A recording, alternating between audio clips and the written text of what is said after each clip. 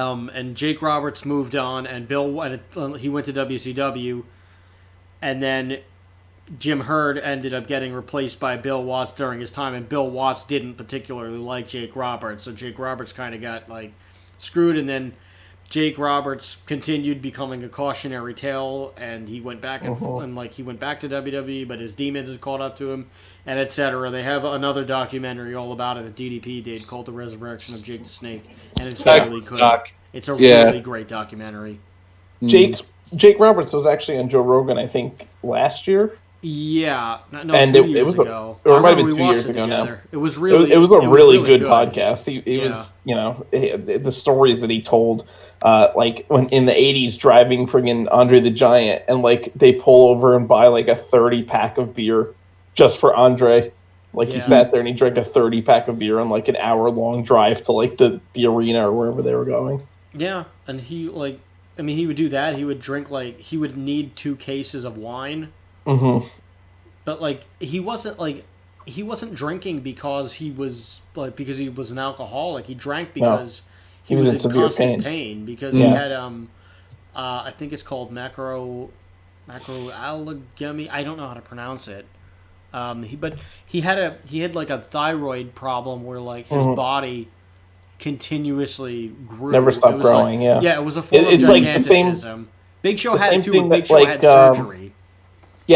Yeah, Big Show had his pituitary gland or something removed. The same thing happened with the guy who was like the world's tallest man that was like 8 feet tall or something. Like he just never stopped growing. Acromegaly, that's what it is. Okay, yeah.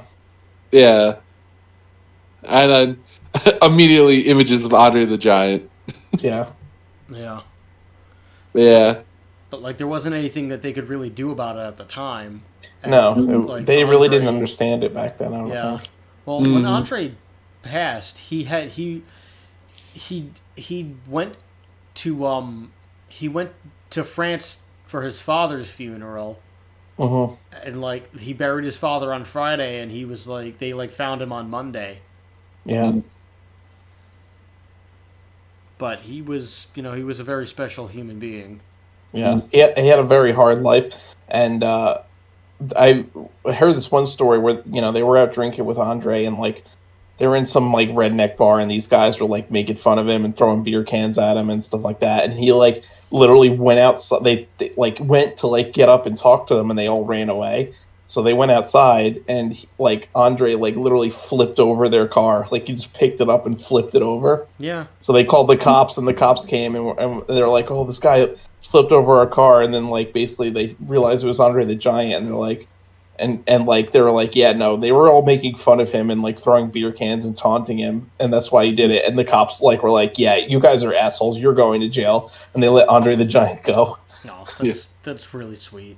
Yeah. Well, the other Andre was also super proud of being in The Princess Bride and he made everyone watch it over and over again. Yeah, for 60 days.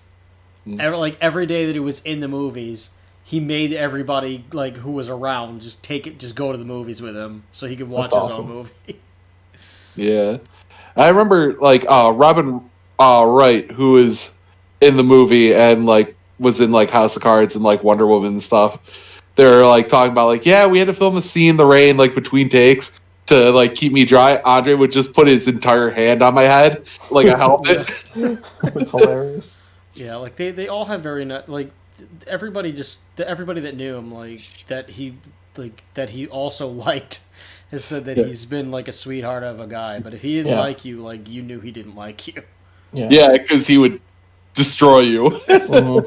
Pretty much.